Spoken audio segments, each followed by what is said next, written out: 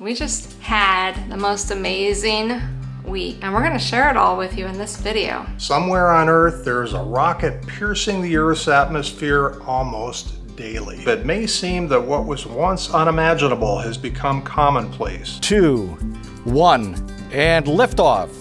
The 100th liftoff from Launch Pad 39A as Falcon and Dragon take flight to the International Space Station. Our behind-the-scenes look at NASA's Boeing crew flight test taught us that exploring the final frontier remains anything but routine. Touchdown confirmed. Receiving fire. And that the collective creativity and perseverance of the human spirit is the fuel that will lift mankind to the stars. I'm Tammy, and this is my husband Scott. Till further notice, we are on a mission to explore, create, and we hope to inspire you to try new things too. This week, we have so much to share with you. If you saw the last two videos, you saw that we got invited to a very, very special NASA event. We were two of about 30 people selected to participate in this NASA social event. And let me tell you, I didn't feel like the sharpest tool in the shed because we were surrounded by authors, professors, engineers, artists, photographers, all kinds of knowledgeable space enthusiasts. And here I was just kind of learning as I was going. We had 3 very intensive days being chaperoned around Kennedy Space Center by the NASA social team, which gave us access to a lot of the facilities at Kennedy Space Center that most people don't get to go see. And we got to talk to a lot of the key players that made this whole mission possible. And this wasn't just any NASA social, this one was a big deal. This is only the 6th maiden voyage of a new manned spacecraft. We are off with the sunrise to head over to Kennedy Space Center for the beginning of our tour. Here we go. We're all badged in and waiting to get on our bus, but it looks like first we have to go through a canine egg sniff check. Serious stuff, this NASA. There's no hurry up and wait here. We're going. On day one, we were really surprised when we pulled up in front of the Boeing factory facility where they build Starliner. They're building the next Starliner and where the test Starliners were. They let us go into the working factory and see it all.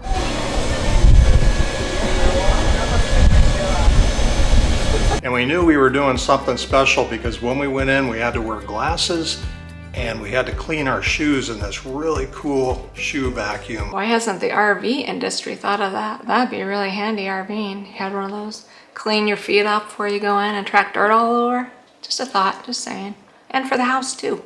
So right off the bat, we walked by the operational flight test crew capsule that's already been up into space and has come back down and landed in the desert, and the airbags are hanging off of the thing. That crew capsule is being retired, and all the people that worked on that project, their signatures are on it. And we got to see the service module and the crew capsule for Starliner 1, which is the next one that's going to go up into space after this crew flight test succeeds. Service Module 6 is going to fly the Starliner 1 mission for us. It's all the way through its first powered up testing, what we call EPS test. This is our Starliner 1 mission, and so this vehicle supports Starliner 1, which we are targeting a completion date that would support a launch in February. I can't believe we're looking at the one that's going to go up in February and building it right now. And Andy, the senior engineer in charge of the computer system on Starliner, was so inspirational. He even got his start by coming to a NASA social event. It's really surreal. I'm really blessed to work here. I didn't admit it at the time, but I didn't know what a zero gravity indicator was. But now I do. I know all about zero gravity indicators. And they had 2 of their zero gravity indicators sitting right there from 2 different missions that they went on. So do you know what a zero gravity indicator is? Headed into the vehicle assembly building. The vehicle assembly building is the largest single-story building in the world. It's over 500 feet high, and they built it so they could remove the roof and make it even taller. VAB Artemis, check it out. Which is the next mission to the moon. This is the big room where they take the rockets out on the crawler through those doors right there. So when you've seen the iconic shots of the crawler coming out of the VAB, that's the door they're coming out of. I thought one of the coolest parts of being in this gigantic, enormous building was seeing the even more gigantic, enormous crawler. I felt like I was sitting in a scene in Star Wars. That's what this thing looked like. And while Tammy was looking around for R2-D2, I was asking some questions. Did you say what the GVWR is on this? 6.65 million pounds. 6.65 million pounds. It's the heaviest self-powered vehicle in the world, and it's about the size of a baseball infield. And what was really unexpected, they were working on it and they were starting the engines up while we were standing there. All the smoke comes out.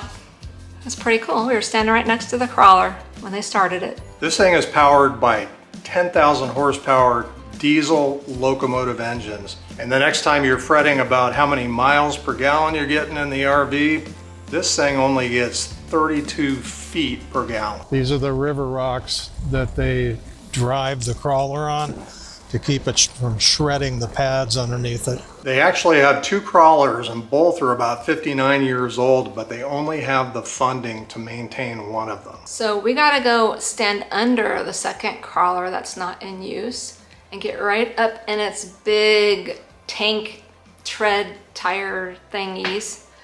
He was saying there's a whole pile of new shoes over there to put on to replace these.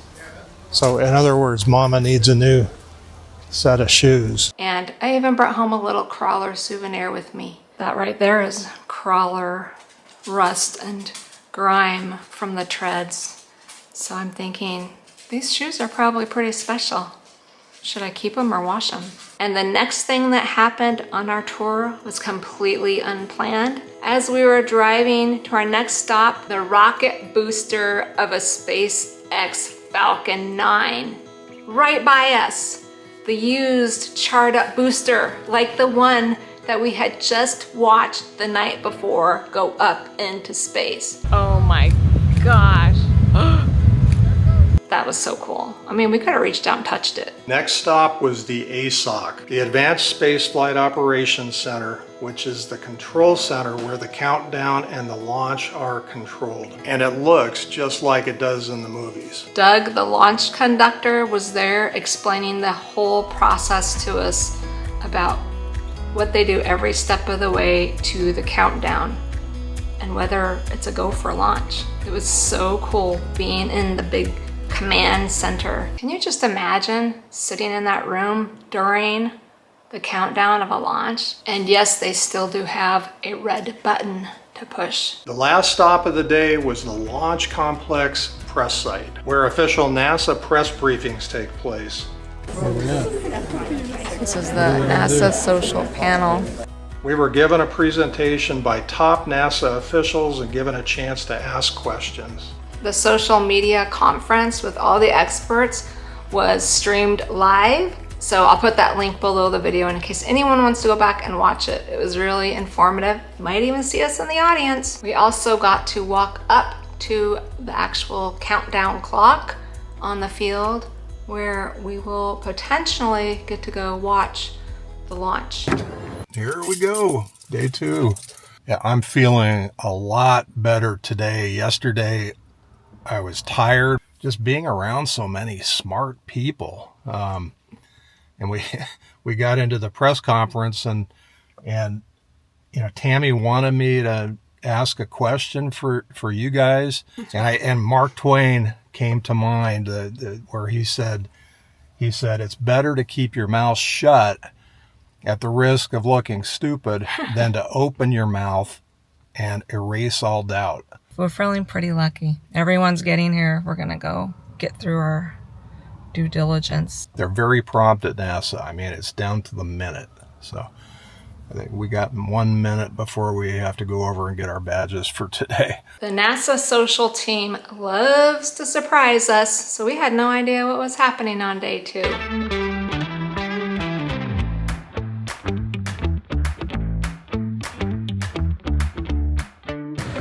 We get to watch the rocket roll out to the pad today. This is all secured beach here. Nobody comes in on a boat. Nobody gets in here unless they've got credentials. We have credentials. We can see the Atlas rocket with Starliner on the top of it, and it's just starting to move. I think it's going to take it about an hour. I didn't bring a tripod, and so we found this makeshift platform where we put the camera on, so there may be a little shakiness to it, but that's okay. I mean, you got to improvise. Again, it's just like in Apollo 13. You got to improvise and use what you got. They had been storing Starliner in the vertical integration facility, which is the tall building that says ULA on it. And we were quite a ways off, but I got a good time lapse of the rocket moving across at about a half a mile an hour. We climbed back on the bus. They drove us by Launch Pad 39B, which is where Artemis 2, the largest rocket ever launched into space, is going to take astronauts to the moon next year. But what everybody was really looking at was two alligators mating in the pond right next to the launch pad. Well, they weren't mating. They were they were posturing because it is mating season. And then on the morning of day 3, they had us show up really early, and we had an idea that it might be something quite special, but we had no idea what.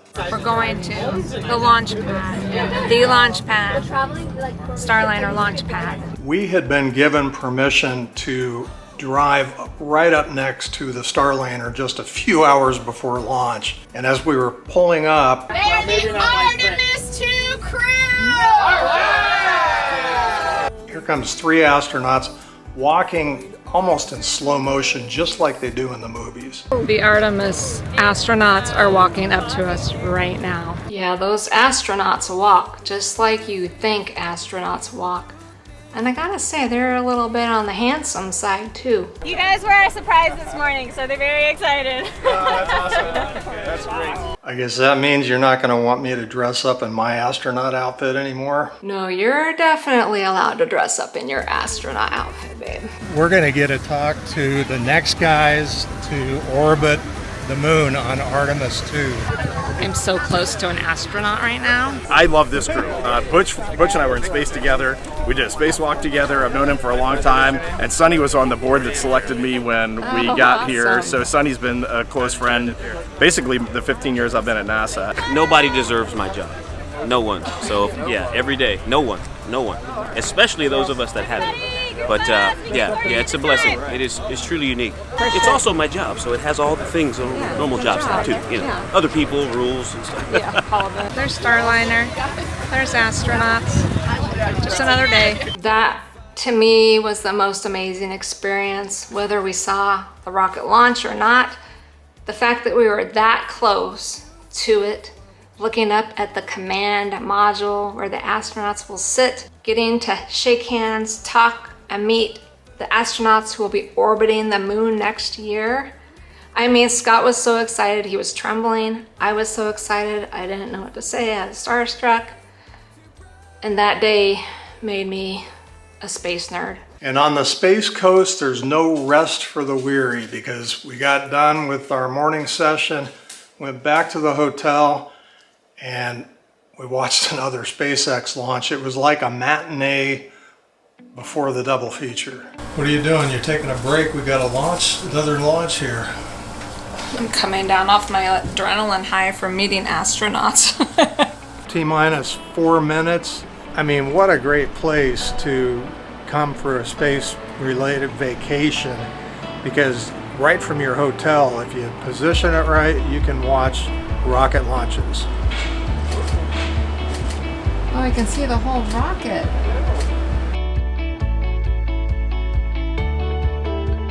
Got the dogs sweeping our gear on the bus before we go out to the launch site. And then we got back on the bus and we went out to the Neil Armstrong Operation and Checkout Building. So Suni and Butch are going to come walking out over here, and there's only about 200 press guys right in front of us. So Butch and Suni were getting ready for the launch in the historic NASA suit room. Check out the Airstream van. There were helicopters all above us. It was so loud, so energetic. The family showed up on the bus. The director of NASA came up and said hi to our group and wanted to take a selfie with us. Thank you. And then we waited for those iconic double doors to open and the astronauts to come out.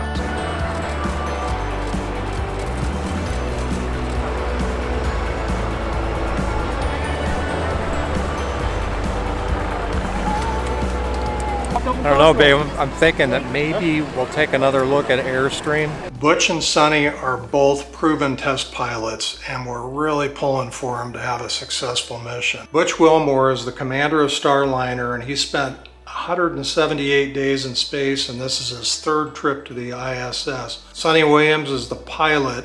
She spent almost a year, 322 days in space, and this is her third trip to the International Space Station. They are actually going to go up and manually fly the command module, Starliner, as if something were to go wrong. They're going to test all that out. So there really takes a certain someone to be a test pilot. And as the convoy was heading out to the launch pad, we went to a kind of a classroom to wait for the launch. We do not have a path to proceed further at this point. Somebody came into the room and we heard the word scrub. So we're going to initiate our scrub and recycle operation.